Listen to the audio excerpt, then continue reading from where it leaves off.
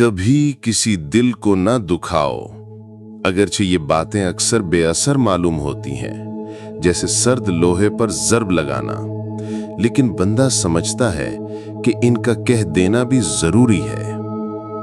والدین کی اطاعت، خوش اخلاقی، سچائی سے وابستگی، ظاہر و باطن میں ہم آہنگی، چالاکی، فریب اور مکاری سے دوری، سلام میں پہل کرنا، ہر نیک و بد کے ساتھ بھلائی سے پیش آنا، سوائے ان مواقع کے جہاں اللہ تعالیٰ نے منع فرمایا ہو۔